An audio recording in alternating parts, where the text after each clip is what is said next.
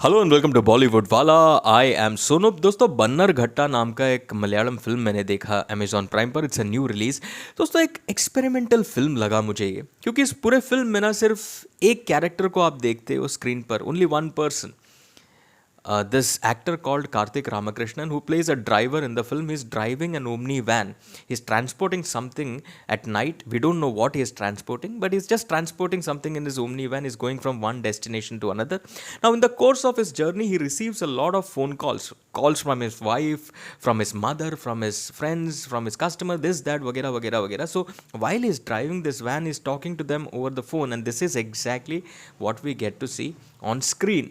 ज़्यादा कुछ background music नहीं है, नथिंग एट ऑल. थोड़ा डॉक्यूमेंट्री स्टाइल, रियल स्टाइल में उसको शूट किया है. The shooting is very very good. It creates this lingering tension, and that tension is present right throughout the film. So that's a job well done by the director.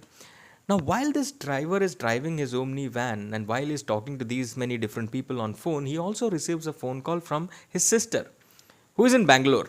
She is gone there for an interview, और रात के समय पे interview just ख़त्म करके बाहर आई है वो, और अपने भाई से बात कर रही है. So we can only hear the sisters voice. We are not shown his sisters face, nothing at all. तो उनके सिस्टर से बात करते करते उनका सिस्टर उनको बताते कि यहाँ पर सुनसान सा रास्ता है, कोई गाड़ी वाड़ी नहीं है, यहाँ पे बारिश गिरा है जिसकी वजह से कोई रिक्शा, बस या कुछ भी मेरे को दिखाई नहीं दे रहा है. तो उनका भाई उनको बोलता है कि तू घबरा मत, वहाँ पे रिक्शा स्टैंड पे जा, बस स्टैंड पे जा, देख वहाँ पे लोग हैं कि नहीं. तो ऐसे बात करते करते करते अचानक से उनका सिस्टर उनको बोलते कि मैं कुछ लोगों को मैंने देखा है, उनसे जाके मैं पूछती हूँ. अब उनसे जाके वो जब बात करती है तो पता चलता है कि those man are drunk apparently.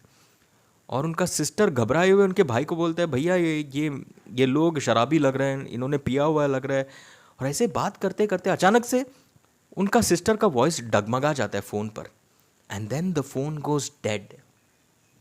तो यहाँ पे उनका भाई जो है, जो ओमनी वैन चला रहा है, अचानक से एकदम घबरा जाता है यार. He stops the van and starts calling his sister again frantically, but the phone is not reachable. So this driver starts panicking.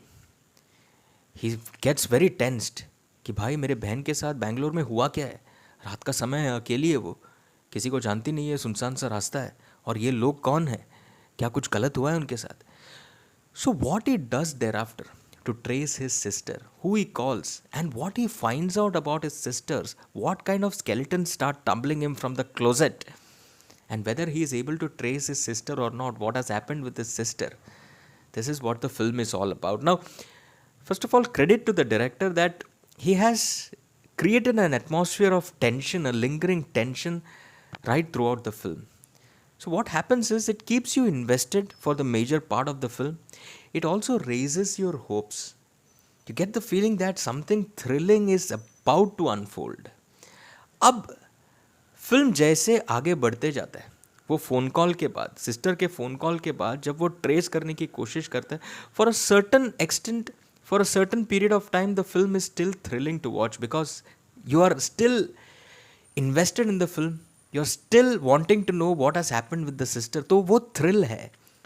लेकिन उसके बाद होप्स इतना हाई करने के बाद जब आखिरकार कुछ होता ही नहीं है फिल्म में, जब आखिरकार आप जब रुकते हो कि अभी कुछ थ्रिलिंग मोमेंट आएगा, अभी कुछ थ्रिलिंग मोमेंट आएगा, जब वो थ्रिलिंग मोमेंट नहीं आता है ना, आपका जो होप है वो पूरा कचुम्बर हो जाता है यार. Your hopes come down crashing royally. और जो एक डिवर्जन लेता है film towards the end, and what happens in the climax, what we realise, what we learn, what we get to know about the sister, about what happens with this driver, यार वो उतना मुझे satisfactory नहीं लगा. तो वो जो thrill मैं एक्सपेक्ट कर रहा था, जो थ्रिल का एक उम्मीद दिया डायरेक्टर ने इस प्लॉट द्वारा, इस शूटिंग स्टाइल द्वारा, वो एक सेटिस्फैक्ट्री एंड रीच नहीं कर पाया ये फिल्म का कहानी, जिसकी वजह से वंस दिस फिल्म एंडेड एक बहुत ही डिससेटिस्फाइड सा फीलिंग रह गया मेरे मन में. क्योंकि यार आप जब होप्स बढ़ाते हो ना, वो होप्स को सेटिस्फाई करने का एक कंक्लूजन भी लिखना चाहिए. तो वो मुझे उतना सेटिस्फैक्ट्री नहीं लगा conclusion. But still, nevertheless, this experiment, like I said, keeps you invested because the way the director has shot the film, it looks very real. And वो नाइट का टाइम, वो ड्राइवर का expressions and everything else, it keeps you sufficiently invested for major part of the film. It will keep you invested. So overall, an above average film which could have turned out into a great thriller, had great potential, but then fizzles out somewhere as it reaches its climax.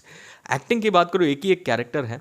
हाँ, climax में थोड़े बहुत और supporting actors जुड़ जाते हैं, but that's okay. It's majorly about Kartik Ramakrishnan. उन्होंने अच्छा एक्टिंग किया है. जो उनका टेंस एक्सप्रेशंस हो, कन्फ्यूजन हो, फियर हो, वो सब बहुत अच्छा दिखाया है. एज अ ड्राइव करते वक्त जो भी है, फ़ोन कॉल्स लेते वक्त, फ़ोन कॉल्स के दरमियान जो भी कॉन्वर्जेशंस पे वो रिएक्ट करते हैं, वो सब एक्सप्रेशंस उन्होंने अच्छा दिया. बट या, I mean, story towards the end could have been better, could have been more satisfactory.